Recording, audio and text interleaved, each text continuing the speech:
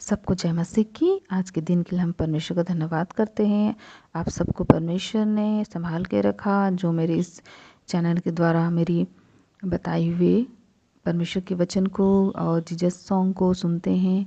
इसके लिए मैं परमेश्वर का धन्यवाद करती हूँ। आप लोग का भी हृदय से धन्यवाद करती हूँ। तो प्रिय, आज एक बार हम आपके सामने फिर से उपस्थित हैं परमेश्वर का कुछ वचन लेकर के और परमेश्वर के कुछ गीतों को लेकर के, है ना प्रियो। तो आज मेरा प्रार्थना का विषय है दर्द।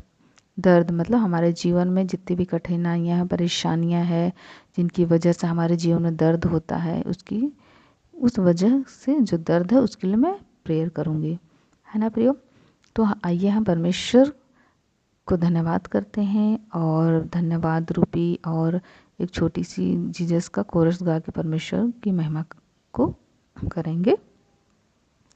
तेरे सिवा कोई नहीं जख्मों को जो भर सके, तेरे सिवा कोई नहीं जख्मों को जो भर सके। अपने परों पे तू छिपा, बाहों में ले मुझे, तसल्ली तेरी बातों में, तेरे ही सीधे हाथों में, तसल्ली तेरी बातों में, तेरे ही सीधे हाथों में, मैं तेरी राहों पर चलता रहूं मेरे खुदा, मैं तेरी राहों पर चलता रहूं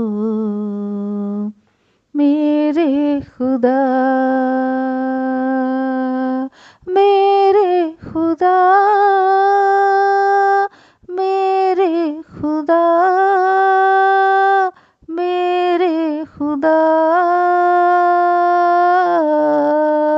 मेरे खुदा, मैं तेरी राहों पर चलता रहूं मेरे खुदा।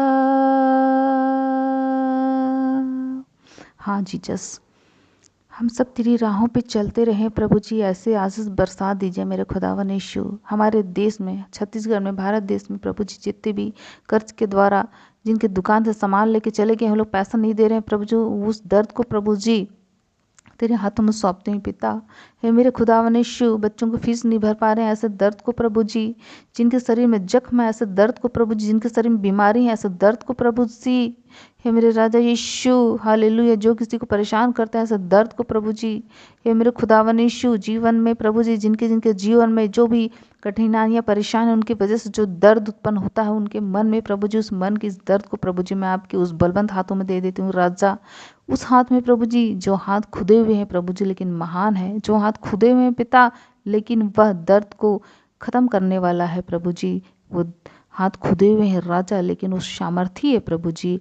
वो हाथ खुदे जरूर है प्रभु जी लेकिन वो हमें आशीष देने वाला हाथ है प्रभु जी। ऐसे हाथों में हर एक दर्द को तेरे हाथों में देती हूँ राजा, और मैं विश्वास करती हूँ प्रभु जी कि हर एक दर्द को प्रभु जी आपने इसी वक्त यीशु नाजरी के नाम से प्रभु जी आपने प्रभु जी कैंसिल कर दिया है प्रभु जी, कैंसिल कर दिया है प्रभु जी। हे मेरे खुदा, उन हर एक को तेरे हाथों में देती राजा, उनके जीवन से बोली बातचीत की प्रभु, उनका दर्शन को दर बोली बातचीत कीजिए प्रभु जी। हे मेरे खुदावन यीशु, उनके जीवन में प्रभु जी आप आइए प्रभु जी। हे मेरे खुदा, हे मेरे पिता, मैं हर एक के जीवन में प्रभु जी आपको आमंत्रित करती हूँ प्रभु जी, उनके मनों में, दिल में प्रभु जी, उनको पिता परमेश्वर प्रभु जी समझ बुद्धि दीजिए प्रभु जी, उनके मन, अपने मन में वो तुझे आने के लिए प्रभु जी अपने पट को खोलें प्रभु जी, आपके मन को खोलें और तुझे आमंत्रित करें प्रभु जी। ऐसे प्रार्थना को मैं मांगती हूँ प्रभु जी। हाँ जीसस, हाँ पिता, मैं मांग लेती हूँ प्रभु जी, हालेलुया। हे मेरे खुदावन यीशु, मैं मांग लेती हूँ प्रभु जी हर एक प्रार्थना को प्रभु जी, उद्धार करते यीशु मसीह के नाम से मांगती हूँ प्रभु जी। आपने सुना और दया से ग्रहण किया राजा, आमीन। हाँ प्रियो, आप देख रहे हैं प्रियो कि परमेश्वर कैसा है। परमेश्वर बहुत ही परमेश्वर प्यार करने वाला, हमें हमारे दर्द को भरने वाला, पट्टी बांधने वाला परमेश्वर है।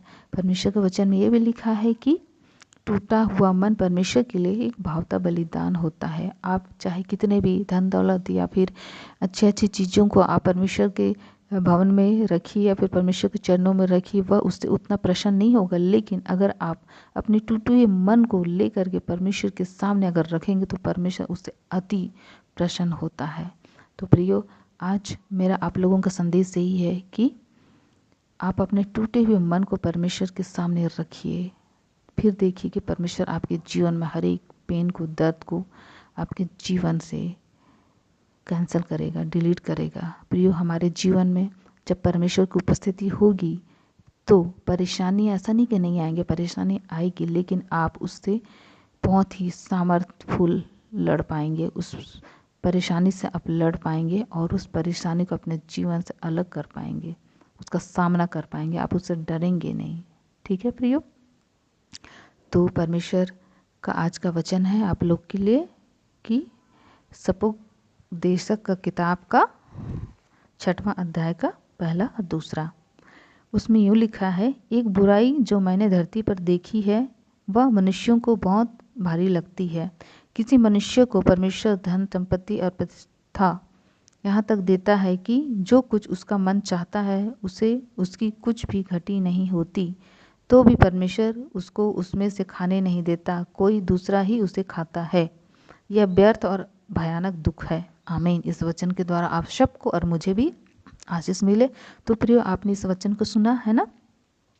इस वचन में लिखा है कि परमेश्वर कई लोगों को धन संपत्ति बहुत देता है, परंतु उससे वो खा नहीं पाता, उससे कोई और ही खा जाता है ना प्रियो? होता है हमारे जीवन में। आप लोग अपने आसपास में या फिर अपने पड़ोसियों में या फिर आप अपने रिश्तेदारी कई लोगों के जीवन में आपने देखा है कि कई लोग के पास बहुत धन संपत्ति होता है, लेकिन वो उनके जीवन में ठहरता नहीं है, वो कहीं ना कहीं कैसे निकल जाता है। ठीक है प्रियो, है ना? तो जहाँ परमेश्वर की आशीष जिस धन संपत्ति में नहीं होती ना, वहाँ ऐसा ही होता है प्रियो। ठीक है? तो अगर आपके जीवन में धन संपत्ति को आपके जीवन में स्थिर रखना है तो आप अपने जीवन में परमेश्वर के सामने प्रेयर कीजिए और अपना टूटा मन लेकर के आइए, ताकि परमेश्वर आपकी उस धन संपत्ति में अपने आशीष को दे और वो आपके जीवन में स्थिर बना रहे, आपके धन संपत्ति को कोई दूसरा ना खा पाए। ठीक है प्रियो, है ना?